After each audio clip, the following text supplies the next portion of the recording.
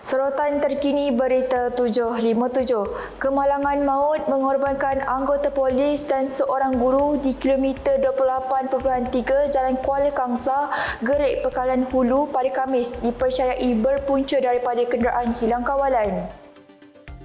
Dalam kejadian kira-kira jam 5.10 petang itu, mangsa yang maut ialah pemandu kereta Inspektor Melvida Singh Gamum Singh, 41 tahun yang bertugas di Ibu Pejabat Polis Daerah IPD Pekalan Hulu dan seorang penumpang kenderaan yang lain, Zuraida Abu Bakar, 47 tahun yang merupakan guru di Kolej Vokasional Gerik. Ketua Polis Daerah Gerik, Superintendent Abdul Samad Othman berkata, siasatan awal mendapati kereta berkenaan dipercayai hilang kawalan ketika cuba memotong sebelum memasuki laluan bertentangan dan bertembung secara berdepan dengan sebuah kenderaan yang lain. Menurut Abdul Samad, kedua mangsa yang maut dihantar ke Hospital Daerah Gerik untuk tindakan lanjut.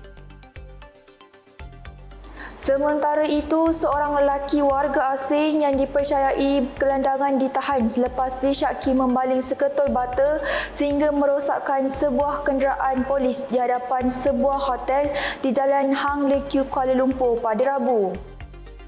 Timbalan Ketua Polis Daerah Dang Wangi, Superintendent Nuzulan Muhammadin berkata, suspek berusia lingkungan 40-an ditahan di lokasi kejadian dengan bantuan orang awam kira-kira jam 11.57 malam. Menurut laporan, siasatan awal mendapati suspek disyaki mengalami masalah kesihatan membalik objek dipercayai bata ke arah kenderaan milik polis sehingga menyebabkan kerosakan. Nuzulan berkata, suspek telah direman selama 3 hari bermula Khamis hingga Sabtu bagi membantu siasatan.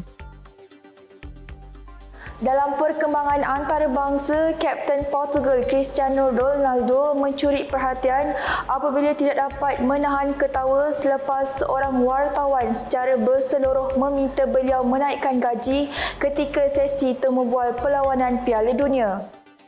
Permintaan itu dibuat selepas pengacara mengingatkan bahawa Ronaldo kini secara teknikal merupakan bos mereka susulan pegangan saham signifikan yang dimilikinya dalam platform media Portugal Live Mode TV. Ronaldo kemudian membalas sambil ketawa bahawa beliau menyukai gurauan itu dan menyifatkan hari tersebut memang sesuai untuk bergurau kerana semuanya berjalan dengan baik. Dalam aksi itu, Ronaldo meledak 2 gol untuk membantu Portugal meraih kemenangan besar sekaligus meletakkan pasukan itu di tangga kedua kumpulan K menjelang pertemuan menentang Colombia.